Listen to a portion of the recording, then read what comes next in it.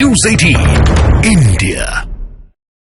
विवादों में घिर गया है, विवादों में फंस गया। हिंदूवादी संगठन के साथ साथ ही सरकारी संस्थाओं ने भी दारुल उलूम पर एक्शन लेने की मांग कर दी।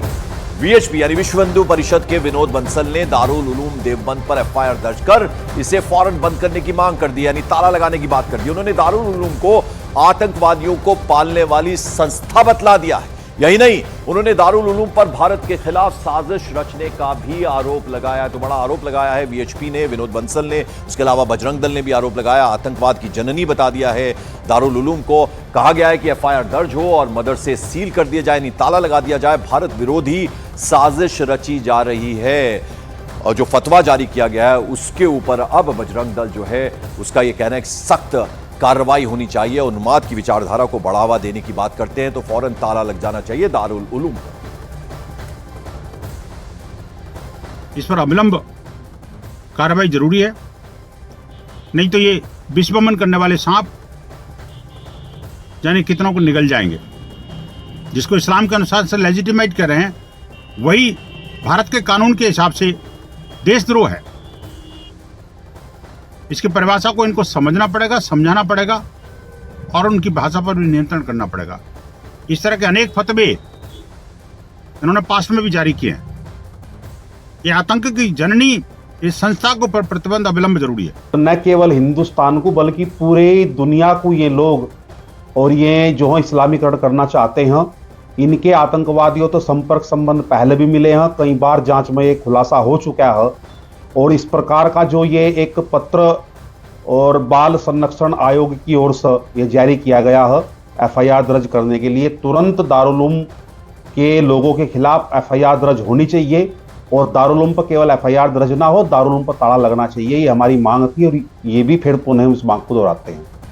और दारुल उलूम के गजवाए हिंद को मान्यता देने वाले फतवे पर राष्ट्रीय बाल संरक्षण आयोग ने डीएम को खत लिखा है, पत्र लिखा है, एफआईआर दर्ज करने के लिए कहा है। निर्देश आने के बाद सहारनपुर के जिलाधिकारी ने एसडीएम और सीओ देवबंद को एक्शन लेने के लिए कहा। राष्ट्रीय बाल संरक्षण आयोग ने दारुल उलूम के गजवाए हिंद पर दिए फतवे को देश विरोधी बतला दिया है। दारुल उलूम के फतवे में गजवाए हिंद का महिमा मंडन करने का भी आरोप है।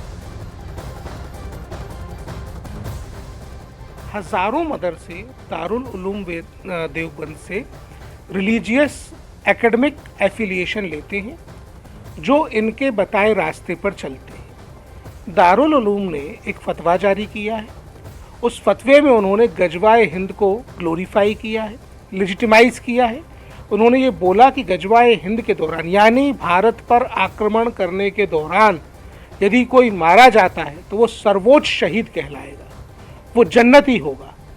ये संस्था पिछले 150 साल से इस तरीके की गतिविधियों में लिप्त रही है। एनसीपीसीआर ने ये आदेश दिए हैं कि अगेंस्ट है, बच्चों के राइट्स के अनुसार अधिकारों के हनन है और तमाम कानून की परिधियों के प्रतिकूल है।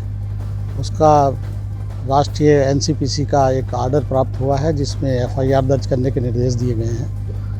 आदरणीय वरिष्ठ पुलिस अधीक्षक महोदय को इस पत्र को भेजा गया है। साथ ही जिसके क्रम में सीओ और एसडीएम देवबंद उसकी तस्दीक करके और उस पर कार्रवाई कर रहे हैं।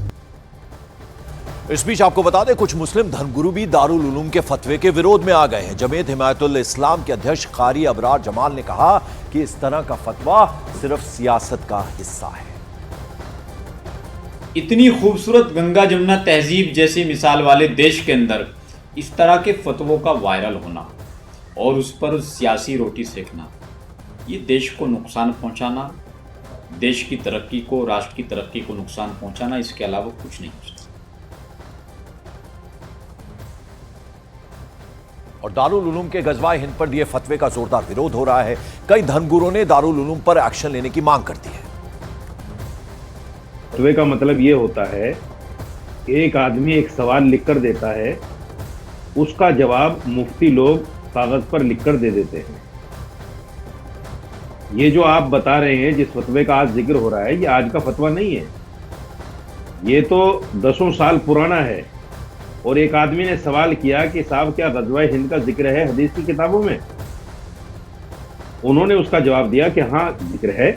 लोगों की जिम्मेदारियां महत्वपूर्ण होती हैं और जब वो लोग बड़े होने के बाद अपनी बड़ी जिम्मेदारी का बोध ना कर अब बहुत तरह के फतवे वेबसाइट पर जारी करने लगे, तो उसके परिणाम निसंदेह घातक तो होते ही हैं, दुखद भी होते हैं। बताइए कौन सा देश ऐसा है जिस देश में हम रह करके गजवा हिंद करते हैं? कोई एक व्यक्ति, कोई एक देश बताइए। और दारुल उलूम के फतवे पर बीजेपी भी हमलावर है। बीजेपी नेता संगीत सोम ने दारुल उलूम का नाता आतंकवाद से बता दिया, जबकि कई मुस्लिम धर्मगुरुओं ने दारुल उलूम देवबंद के फतवे का बचाव भी किया है। उसे गजवा नहीं कहते, बल्कि ये एक तरह से तखरीबकारी है जो लोग कर रहे हैं। यानी मैं आज ये बात कहूँगा कि मदरसों के अंदर आज तेजी के साथ मदरसे मॉडर्नाइजेशन की तरफ जा रहे हैं। मैं उत्तराखंड सरकार के अंदर जो मदरसे हैं हमारे, हमने मॉडर्नाइजेशन आधुनिकरण से जोड़ रहे हैं। माननीय मुख्यमंत्री श्री पुष्कर सिंह धामी जी के नेतृत्व में हमने यहाँ पूरा सिलेबस जो है तैयार किया है, और एनसीईआरटी का सिलेबस है उसे हम बच्चों को पढ़ा रहे हैं, ताकि वो बच्चे राष्ट्रवाद से जुड़ सके और राष्ट्रवादी विचारधारा उनकी विचारधारा हो। लादेन से लेकर बगदादी तक उसी विचार से जुड़े हुए लोग रहे हैं। तो देवबंद में तो हमेशा इस काम हुआ है, कब नहीं। हमारी इंटेलिजेंस ने हमेशा बताया है कि देवबंद आतंकी गतिविधियों में लिप्त है, आतंकी यहाँ से पकड़े जाते हैं, हमेशा होता है। तो ये कौन सा नया काम देवबंद ने किया है?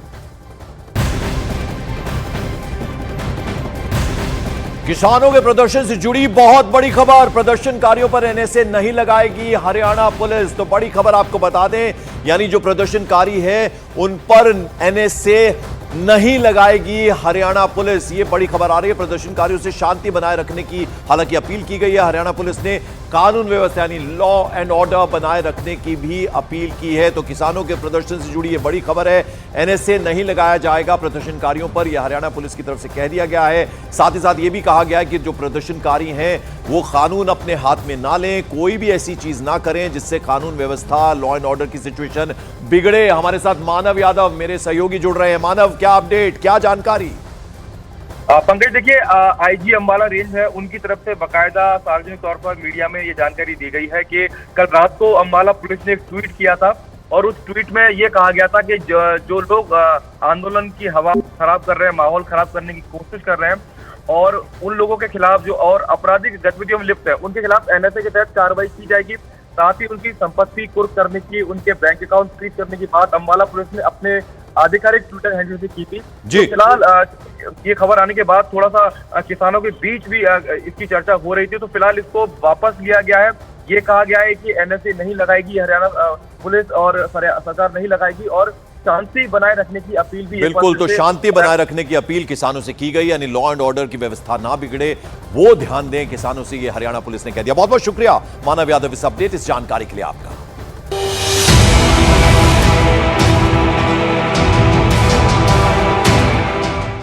बड़ी खबर, इलाहाबाद हाईकोर्ट में आज मथुरा श्री कृष्ण जन्मभूमि और शाही ईदगाह मामले में अहम सुनवाई होनी है। दोपहर 2 बजे का वक्त है, यानी उसके बाद शुरू होने वाली सुनवाई में हिंदू पक्ष की तरफ से दाखिल याचिकाओं पर अपना पक्ष रखेगा। इसके बाद मुस्लिम पक्ष यानी शाही ईदगाह की दलीलें भी सुनी जाएंगी। तो वहीं सुनवाई में उत्तर प्रदेश सुन्नी वक्फ सेंट्रल बोर्ड भी अपना पक्ष रखने के लिए मौजूद रहेगा। तो ये सुनवाई होनी है दोपहर 2 बजे के बाद।